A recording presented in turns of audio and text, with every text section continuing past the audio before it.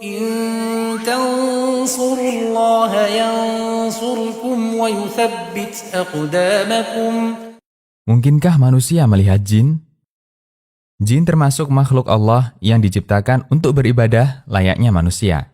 Rasulullah Shallallahu Alaihi Wasallam diutus untuk menyampaikan risalah kepada mereka juga sebagaimana kepada manusia. Oleh karenanya, Ahlus Sunnah wal Jamaah meyakini keberadaan jin, mengingat banyaknya ayat yang menjelaskan keberadaan mereka dan juga hadis-hadis sahih. Hanya saja, jin berada di alam yang tidak bisa dijangkau oleh mata manusia. Namun, mungkinkah manusia berkesempatan melihat jin?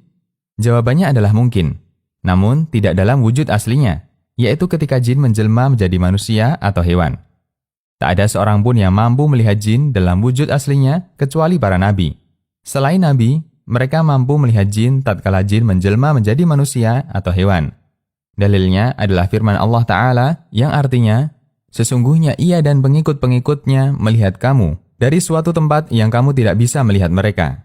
Quran Surat Al-A'raf ayat 27.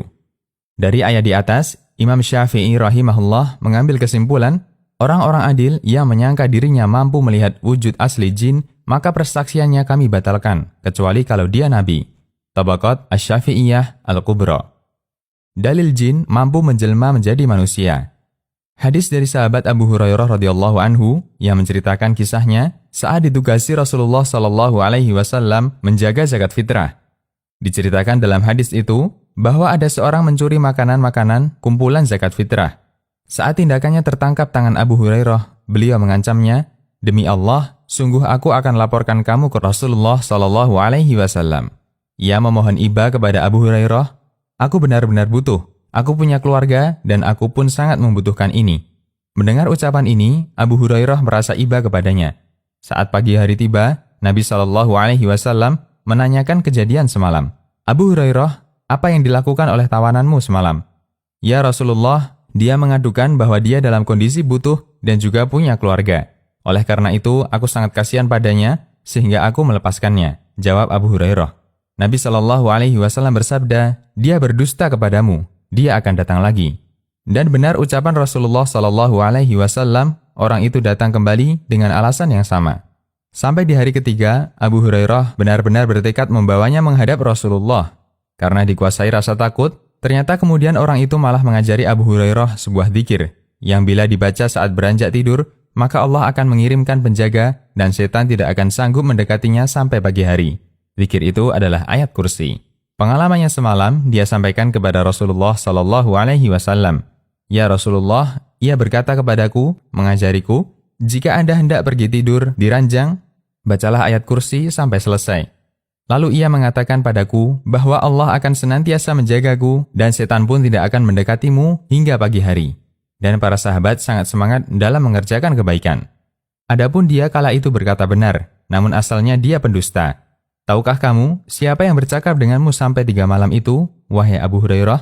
"Tidak," jawab Abu Hurairah. Nabi Shallallahu Alaihi Wasallam berkata, "Dia adalah setan." Hadis riwayat Bukhari. Ibnu Katsir rahimahullah dalam kitab tafsirnya menukil riwayat dari Ibnu Abbas radhiyallahu anhuma bahwa setan atau jin kafir pernah menampakkan dirinya dalam wujud Suraqah bin Malik bin Ju'shum. Dia memprovokatori kaum musyrikin untuk menyerang kaum muslimin di perang Badar.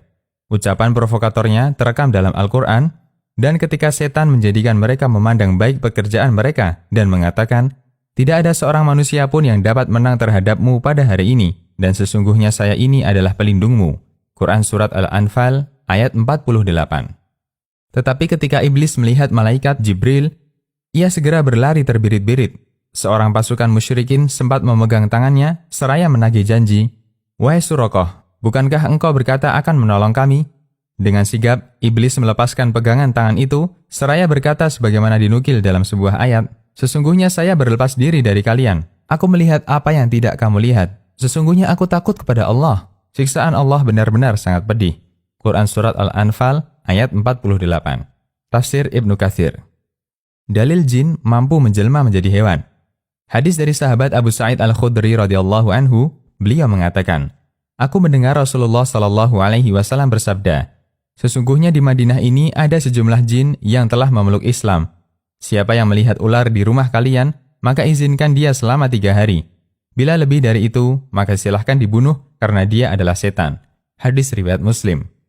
Imam Nawawi menjelaskan, maknanya, jika ular itu tidak pergi setelah diusir, kalian tahu bahwa ular itu bukan ular yang biasa masuk rumah atau bukan juga jin muslim, akan tetapi dia adalah setan. Dia tidak memiliki kehormatan di hadapanmu, silakan dibunuh. Al-Minhaj Syarah Sahih Muslim. Demikian, wallahu a'lam bissawab.